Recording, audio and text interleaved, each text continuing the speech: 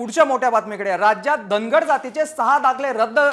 राज्यात धनगर आणि धनगर वाद मिटलेला आपल्याला बघायला मिळतोय. मिटला का ते बघावं लागणार आहे. राज्यात धनगर समाज नसून 6 दाखले जे दिले गेले होते धनगर जातीचे दाखले बोगस असल्याचा आरोप करण्यात आला होता. दरम्यान सरकारच्या निर्णयाला आव्हान देणार असं देखील समजतंय. नरहरी झिरवळ यांनी राज्य सरकारला घरचा आहेर दिलाय.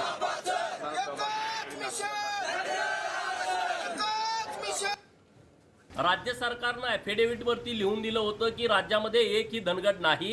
राज्याचे लोकप्रिय उपमुख्यमंत्री देवेंद्र फडणवीस साहेब यांनी निर्णय केला आणि जात पडताळणी समितीला आदेशित केलं की या जे खोटे दाखले दिलेले आहेत त्याच्यावरती तुम्ही तात्काळ निर्णय घ्या, ते बोगस आहेत.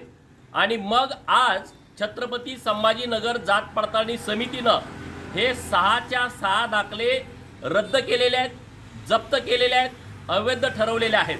का जर समजा ते बोगस आहेत किंवा ते चुकीचे आहेत, धनगड रद्द ठरवले, तर आम्ही जे म्हणतो ते काय आम्ही नाही म्हणत, कोर्टानं रद्द केलेले जे आहेत ते त्यांना कसं काय संरक्षण दिलं जातं, मग त्यांचे रद्द करून टाका. सामाजिक न्यायाला आता ते मुख्यमंत्र्यांनी अधिकार दिले असतील, कसे दिलेत ते गेल्यानंतर आम्ही सीएम साहेब जसे त्यांचे आहेत तसे आमचे आहेत.